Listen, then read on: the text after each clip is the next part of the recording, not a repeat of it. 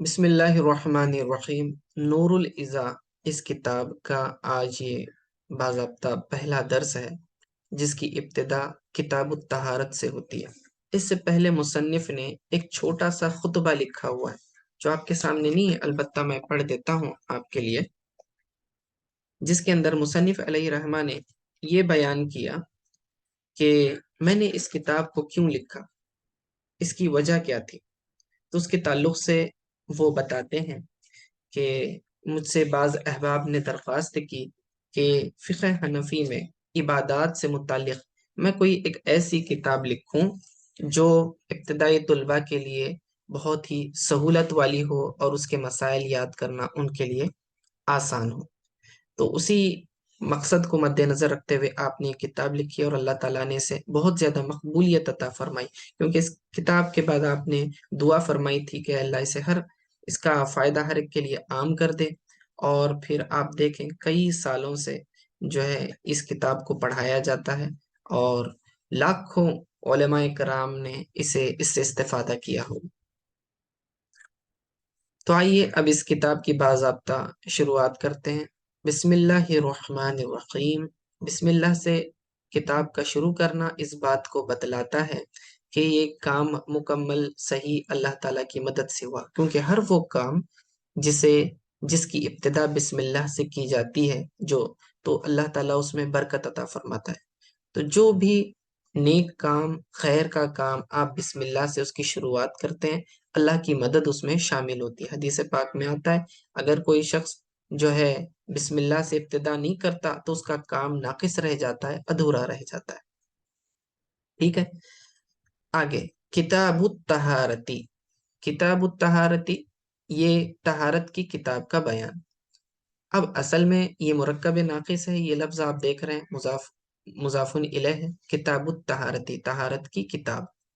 ٹھیک ہے، تو اس کے لیے ابتدا میں ایک محذوف نکالا جاتا ہے، ھذا کتاب الطہارتی، یہ طہارت کی کتاب ہے، اس طرح سے۔ اب اس کے اندر کتاب کا نام کیوں دیا گیا؟ کتاب کا آپ کہیں گے کتاب تو ہم نور الازا پڑھ رہے ہیں، پھر کتاب کے اندر کتاب کہاں سے آ گئی؟ نہیں، فقہ کی کتابوں میں 3 ٹرمز یوز ہوتے ہیں یوجولی۔ ایک ہے کتاب، دوسرا ہوتا ہے فصل، دوسرا ہوتا ہے باب، اور تیسرا ہوتا ہے فصل۔ یہ اصل میں کیٹیگرائز کرنے کے لیے، مسائل کو کیٹیگرائز کرنے کے لیے لکھا جاتا ہے۔ تو جب کتاب کہا جاتا ہے تو اس میں ہر قسم کی، ہر کیٹیگری کے اس ٹاپک سے ریلیٹڈ مسائل کو جمع کیا جاتا ہے۔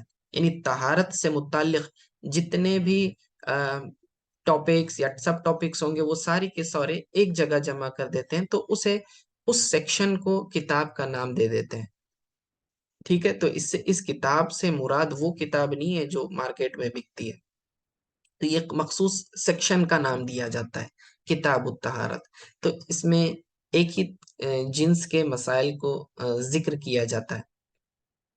اب جیسے کہ مثال کہہ لیں طہارت کے مسائل، طہارت پانی کے متعلق بھی ہو سکتی ہے، کپڑوں کے متعلق بھی ہو سکتی ہے، بدن کی طہارت بھی ہو سکتی ہے، جگہ کی طہارت بھی ہو سکتی ہے۔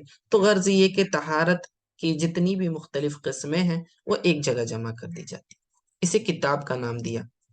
تو کتاب جو ہے صرف طہارت کے ساتھ خاص نہیں ہے، دوسرے بھی فقہ کے اندر آپ کتاب، باب اور فصل، اس طرح کے آپ کو 3 ٹرمز ملیں گے۔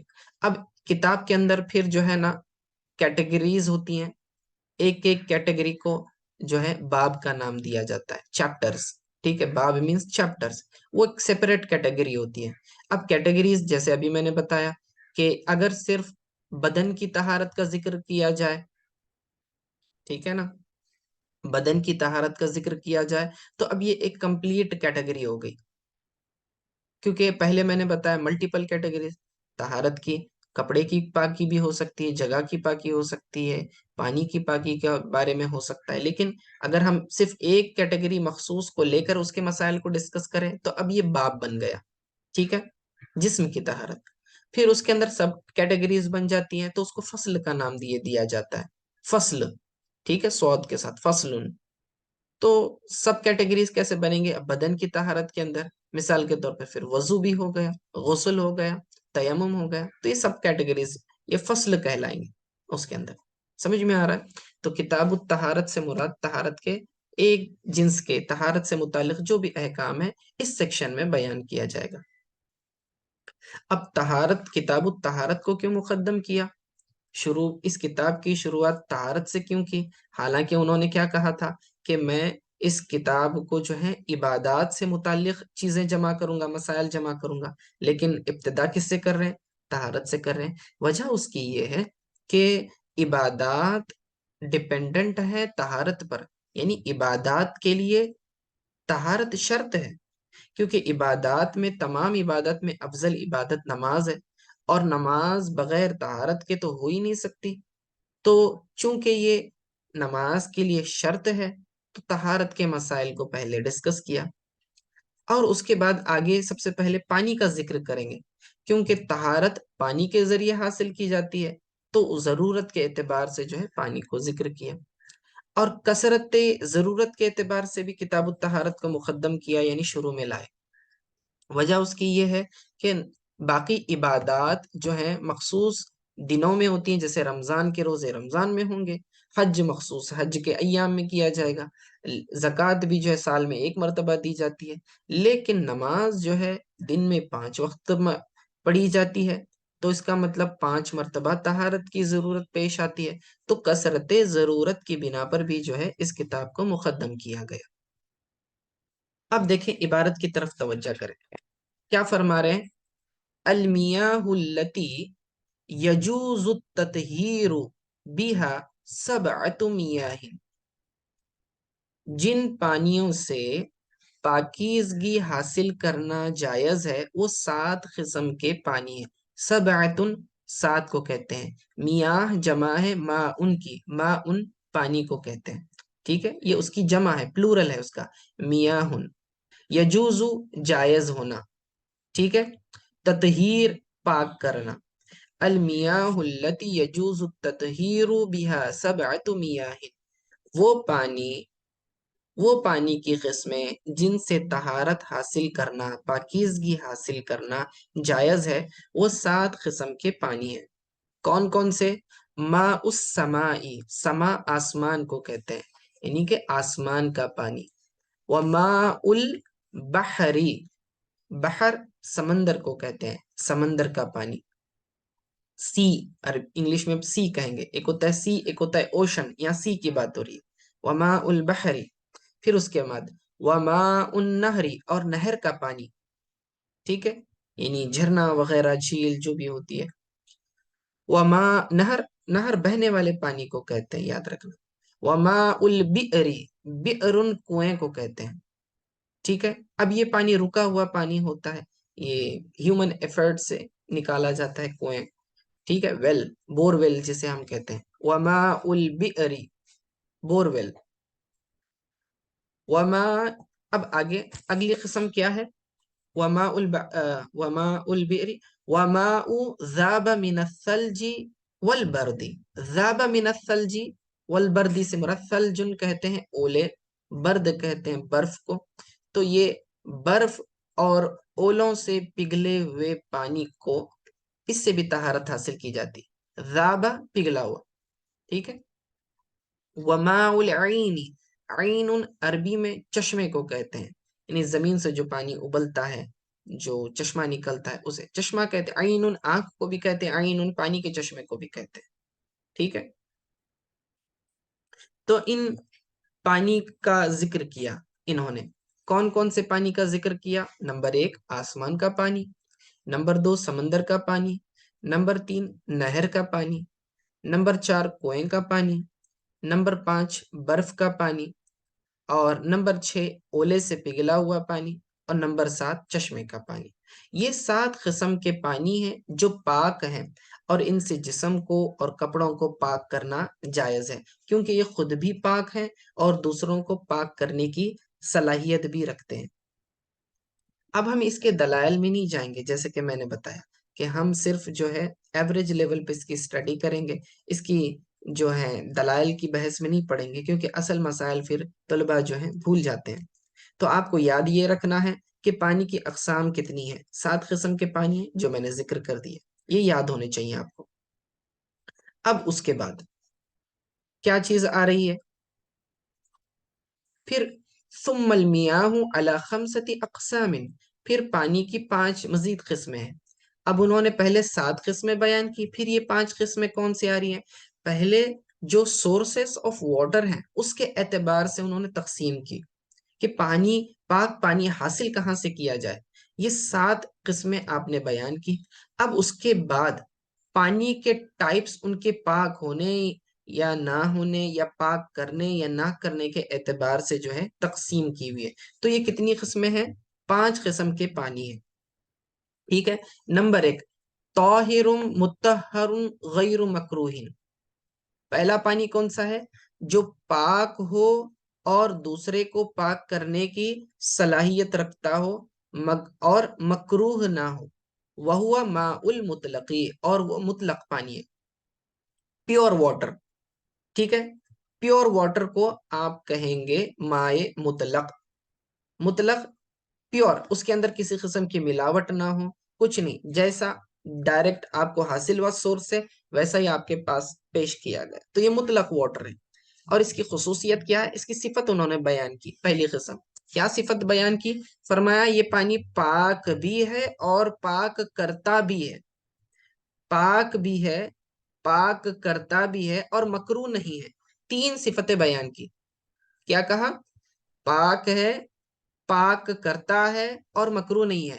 طاہر مطہر غیر مکروہ، ٹھیک ہے، تو اسے مائع مطلق کہتے ہیں۔ اب دوسری قسم کیا ہے؟ دوسری قسم ہے طاہر مطہر مکروہ۔ کیا فرما رہے ہیں؟ کہ دوسری قسم ہے جو پاک ہے، پاک کرتا ہے لیکن مکروہ ہے۔ مکروہ کراہت سے ہے، ناپسندیدہ، اس کے اندر کوئی سبب آ گیا جس کی وجہ سے کوئی کراہت والی بات ہو گئی۔ تو یہ کراہت کیا ہوتی ہے؟ مکروہ پانی کیسے بن جاتا ہے؟ کیا وَهُوَ مَا شُرِبَ مِنْهُ الْحُرَّةُ وَنَحْوُهَا وَكَانَ قَلِيلًا، یعنی اگر پانی تھوڑا ہو، ٹھیک ہے، تھوڑے سے مراد شرعی طور پر کتنا تھوڑا ہونا وہ آگے بتائیں گے، تو پانی تھوڑا ہو اور بلی یا اس جیسے کسی جانور نے اس پانی سے پیا ہو، ٹھیک ہے۔ وَهُوَ مَا شَرِبَ مِنْهُ الْحُرَّةُ وَنَحْوُهَا، کہ حرہ کہتے ہیں بلی کو، آپ نے لفظ سنا ابو ہریرہ، بلی والے، بلی کے بچے کو بلی کو کہتے ہیں، ٹھیک ہے نا۔ تو ایسا پانی جس میں بلی نے منہ ڈال کر پیا ہو یا اس جیسے جانور نے پانی پیا ہو اور وہ پانی تھوڑا ہو تو وہ پانی جو ہے مکروہ ہو جاتا ہے۔ تو یہ پانی پاک ہے، پاک کرتا بھی ہے لیکن مکروہ ہے، یہ فرما رہے ہیں، ٹھیک ہے۔ یہ دوسری قسم ہو گئی، 3 صفتیں اس کی بھی بیان کی، پاک ہے، پاک کرتا ہے لیکن مکروہ ہے۔ تیسری قسم وَطَاهِرٌ غَيْرُ مُطَهَّرٍ، پاک ہے لیکن پاک کرتا نہیں ہے، سمجھ رہے؟ طاہر خود پاک تو ہے، غیر مطہر لیکن پاک کرتا نہیں ہے۔ وَهُوَ ما، اب وَهُوَ مَسْتُعْمِلَ، یہ کون سا پانی ہے؟ وَهُوَ مَسْتُعْمِلَ لِرَفْعِ حَدَثٍ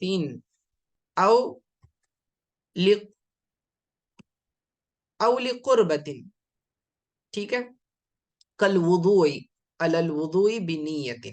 اب یہاں فرما رہے ہیں کہ مائع مستعمل، پہلے مائع مطلق کے بارے میں بیان کیا، پھر مکروہ پانی کے بارے میں بیان کیا، مائع مکروہ، تیسرا جو ہے مائع مستعمل کے بارے میں بتا رہے ہیں۔ مائع مستعمل کسے کہتے ہیں؟ استعمال شدہ پانی، یوزڈ واٹر، اسے کہیں گے مائع مستعمل، اوکے۔ اب یہ اس کا حکم کیا ہے؟ کہتے ہیں کہ یہ پاک ہے لیکن پاک کرتا نہیں ہے۔ طاہر غیر مطہر، خود تو پاک ہے لیکن پاک کرتا نہیں ہے۔ کیوں پاک نہیں کرتا ہے؟ کیونکہ یہ استعمال شدہ پانی ہے۔ اور یہ کون سا پانی؟ یعنی ایسا پانی جو حدث کو دور کرنے کے لیے، حدث ناپاکی کو کہتے ہیں، ٹھیک ہے، حدث ناپاکی کو کہتے ہیں۔ تو ناپاکی کو دور کرنے کے لیے جو پانی استعمال کیا گیا، او لقربت، قربت ثواب کی نیت سے، ثواب کی نیت سے جو ہے اگر آپ پانی استعمال کرتے ہو اسے قربت کہتے ہیں۔ اللہ تعالیٰ کی قرب حاصل کرنے کے لیے آپ نے استعمال کیا تو وہ پانی مائع مستعمل بن جاتا ہے۔ جیسے کہ وضو آپ کا ہے، ایک آدمی باوضو ہے، وضو کے اوپر وضو کرتا ہے، تو مجھے بتائیے اب آدمی پہلے سے ہی پاک تھا یا نہیں تھا؟ باوضو تھا، اس کا مطلب پاک تھا۔ تو دوبارہ جب وضو کر رہا ہے تو کیا وہ پاکی حاصل کرنے کے لیے وضو کر رہا ہے؟ نہیں، بلکہ وہ ایکسٹرا ثواب کمانے کے لیے، نور علی نور حاصل کرنے کے لیے وضو کر رہا ہے۔ تو اسے کہا جاتا ہے قربت، قربت کی خاطر اس نے وضو کیا۔ کل وضو علی الوضو فرمایا، وضو کے اوپر وضو کرنا، ٹھیک ہے، بنیتن، اور نیت کے ساتھ، یعنی کہ پاکیزگی کی نیت کے ساتھ اس نے جو ہے وضو کیا۔ اور دوسرا حدث کے لیے مثال کے طور پر آدمی کے اوپر ظاہری نجاست نہیں لگی ہوئی ہے، گندگی نہیں لگی ہوئی ہے، صرف بے وضو ہے، صرف بے وضو ہے، تو اسے بھی شریعت جو ہے حدث کہتی ہے، ایک طرح کی ناپاکی قرار دیتی ہے۔ تو جب آدمی جو ہے ان جنرل وضو کر لیتا ہے، مثال کے طور پر پہلے وضو کیا، پھر جو ہے گیس نکلنے کی وجہ سے وضو ٹوٹ گیا، اب ظاہری بدن پر تو اس کے کوئی نجاست نہیں ہے، لیکن دوبارہ وضو کر رہا ہے۔ اب اس بار جو ہے حدث کو رفع کرنے کے لیے، ناپاکی کو دور کرنے کے لیے وہ پانی استعمال کر رہا ہے۔ تو ظاہراً پانی جب ڈراپ ہوگا، جب آپ ہاتھ وغیرہ دھوئیں گے تو جو پانی گرے گا اس کے اندر ظاہراً کوئی گندگی نہیں ہوگی، تو اس اعتبار سے یہ پانی تو پاک ہے، لیکن اب اس کو یوز کیا ہوا واٹر ہے نا، اسے آپ دوبارہ وضو کے لیے استعمال نہیں کر سکتے، اس سے دوبارہ غسل نہیں کیا جا سکتا۔ اسے جو ہے غیر متحرن کہا جاتا ہے، وہ جو ہے طاہر ہے، متحر نہیں ہے، پاک ہے، پاک کرتا نہیں ہے، ٹھیک ہے۔ یہ تیسری قسم بیان کی۔ اب آگے فرما رہے وَيَسِيرُ الْمَاءُ مُسْتَعْمَلًا بِمُجَرِّدٍ انفصالُهُ عَنِ الْجَسَدِ، مائع مستعمل استعمال شدہ پانی کب کہا جاتا ہے؟ ٹھیک ہے، یسیرو کا معنی ہے بہانا، ٹھیک ہے، یسیر الماء مستعملا بمجرد انفصاله عن الجسد۔ یہاں فرما رہے ہیں کہ دیکھو، یسیرو کا مطلب بہانا، یسیر الماء پانی کو بہانا استعمال کے خاطر، بمجردن ایسے ہی خالص، انفصالہ عن الجسد جیسے ہی جسد یعنی جسم سے انفصال جدا ہو جاتا ہے پانی تو مائع مستعمل بن جاتا ہے۔ کب اب یہاں بتا کیا رہے ہیں کہ پانی کو مائع مستعمل کب ڈکلیئر کریں گے؟ وہ کہہ رہے ہیں کہ جب آپ پانی استعمال کر رہے ہو، as soon as water separate ہو جاتا ہے، آپ کے باڈی سے جدا ہو جاتا ہے، تو اسے مائع مستعمل کا نام دے دیا جاتا ہے، ٹھیک ہے۔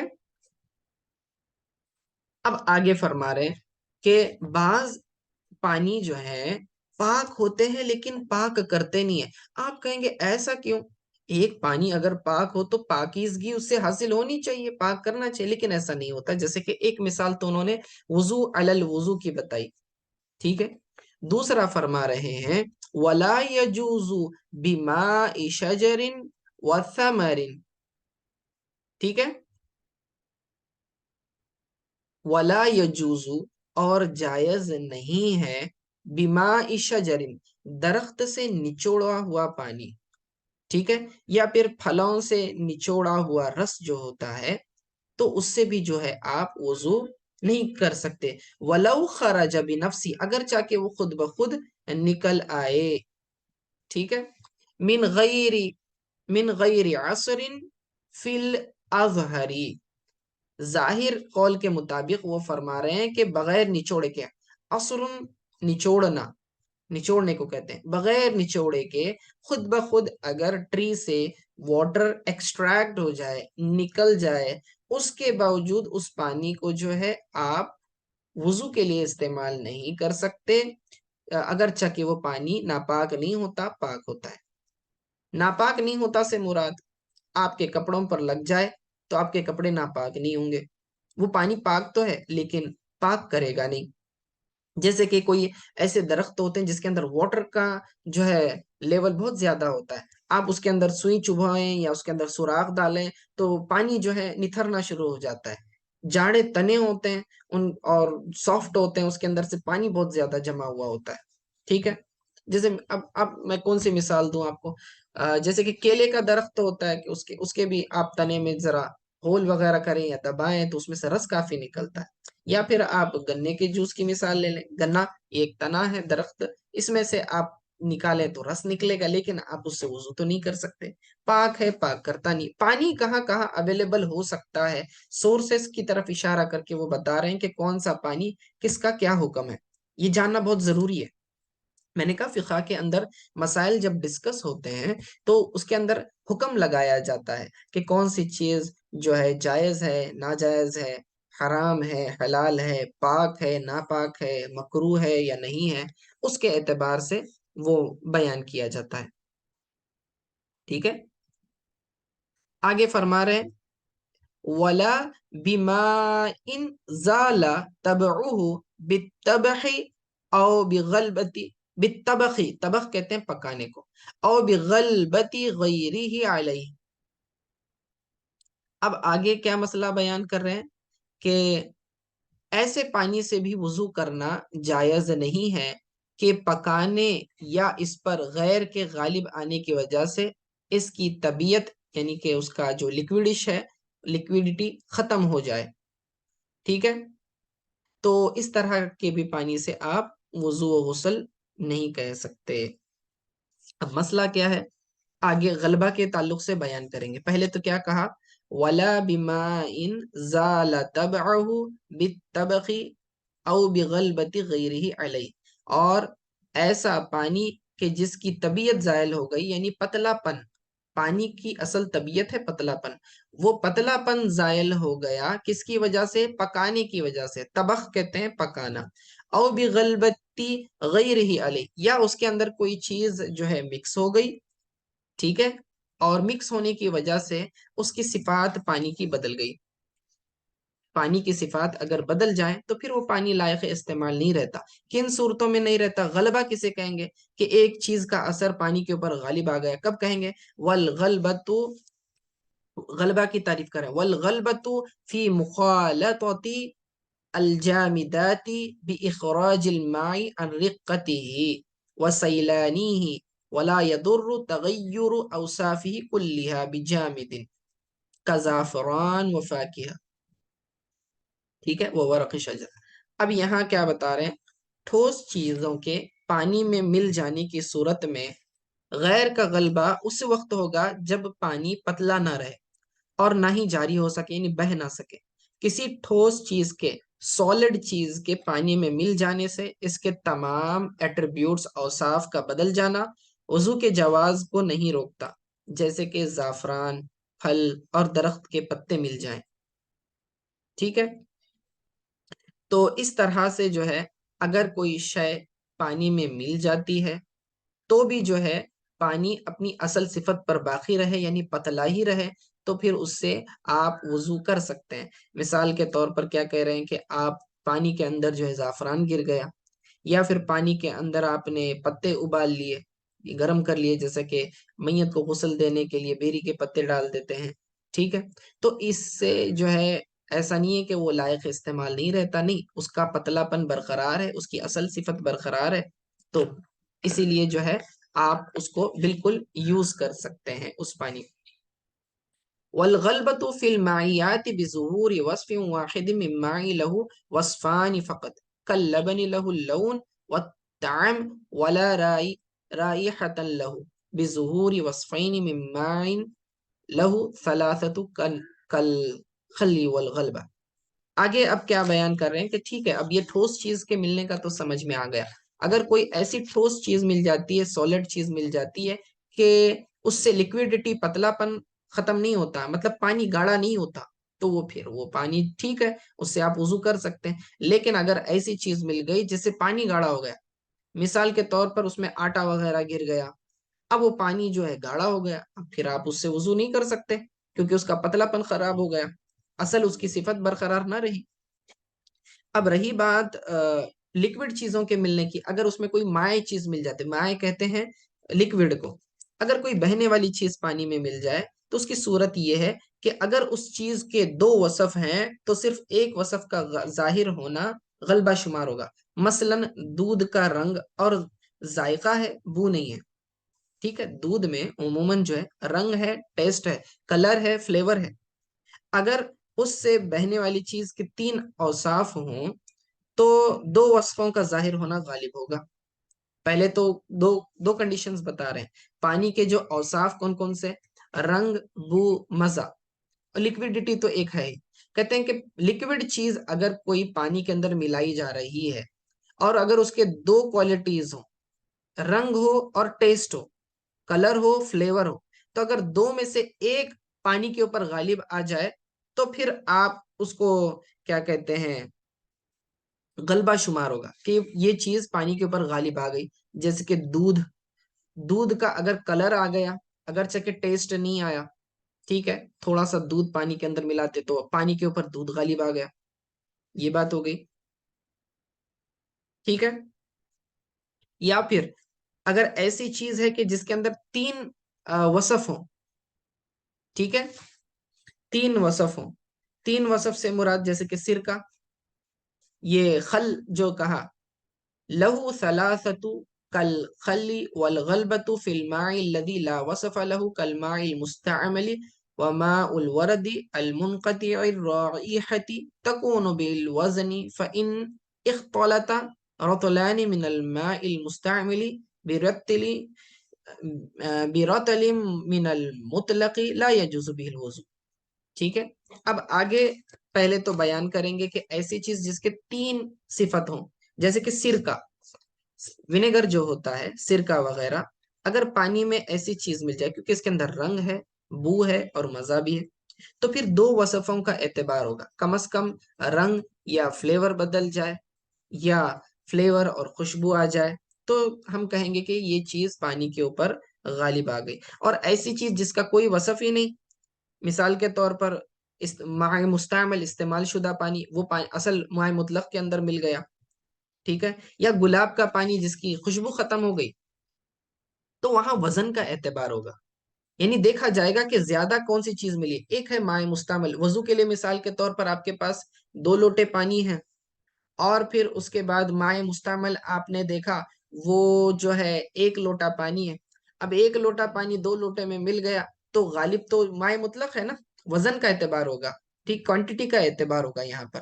اور اگر مثال کے طور پر وضو کے لیے مائع مطلق 1 لوٹا پانی تھا اور مائع مستعمل 2 لوٹا پانی ہے، تو اب دونوں کو مکس کریں گے تو اب یہ کون سا پانی ہو گیا؟ غالب کون سا آ گیا؟ مائع مستعمل آ گیا اس کے اوپر. تو وزن کا اعتبار جو زیادہ ہے. وہی مثال 1 رتل اور 2 رتل کی تھی، 1 سیر 2 سیر پانی کی مثال دی انہوں نے. تو کہتے ہیں کہ پانی میں مل جائے تو اس سے وضو کرنا جائز نہیں ہوگا، اس کے برعکس صورت میں جائز ہوگا. ٹھیک ہے. تو خلاصہ کیا بیان کیا انہوں نے؟ ٹھوس چیز کے ملنے سے پانی کی طبیعت، یعنی اس کا بہنا اور اس کا پتلا پن اگر زائل ہو گیا تو ہم کہیں گے کہ بھئی پانی پر یہ چیز غالب آ گئی. ٹھیک ہے. یہ اس کا حکم بیان کیا. جیسے دودھ کا رنگ اور ذائقہ دونوں ظاہر ہوں تو دودھ غالب ہوگا تو وضو ناجائز ہوگا. اگر پانی پر چیزیں غالب آ جائیں تو وضو ناجائز، اور اگر پانی پر غالب نہ آئے تو پھر وضو جائز. مثال کے طور پر دودھ پانی کے اندر گر گیا، آپ کے پاس ایک بکیٹ پانی تھا، اس کے اندر جو ہے 1 لوٹا دودھ گر گیا. اب اس سے اگر پورے پانی کا رنگ بدل گیا، ٹھیک ہے، اور جو ہے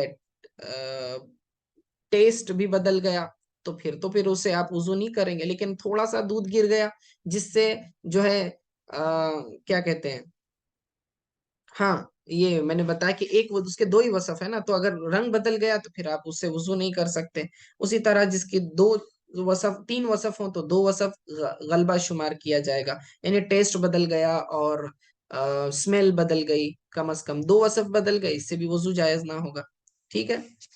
اور پھر تیسری صورت بیان کی کہ بھئی استعمال شدہ پانی، غیر استعمال شدہ پانی دونوں آپس میں مکس ہو گئے تو پھر زیادہ کیا ہے وہ دیکھا جائے گا. مائع مستعمل زیادہ ہے یا مائع مطلق زیادہ ہے؟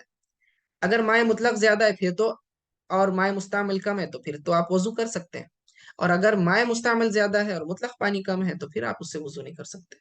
تو خلاصہ کلام آج کی بحث کا یہی ہے کہ پانی مختلف قسموں پر ہے، کہ بعض پانی پاک کرتے ہیں، بعض پانی پاک نہیں کرتے۔ اس کے اعتبار سے انہوں نے کہا پہلا پانی پاک کرتا ہے، پاک کرتا ہے اور جو ہے مکروہ نہیں ہے۔ دوسرا کہا پاک ہے، پاک کرتا ہے لیکن مکروہ ہے، جیسے کہ بلی وغیرہ نے پی لیا تو۔ پھر تیسرا پانی ہے پاک تو ہے لیکن پاک کرتا نہیں۔ باقی دو قسمیں آگے انشاءاللہ اگلے درس میں پڑھیں گے، آج کے لیے اتنا کافی ہے۔ وصلی اللہ تعالی علی خیر خلقی محمد و علیہ وصحبہ اجمعین برحمتک یا ارحم الراحمین۔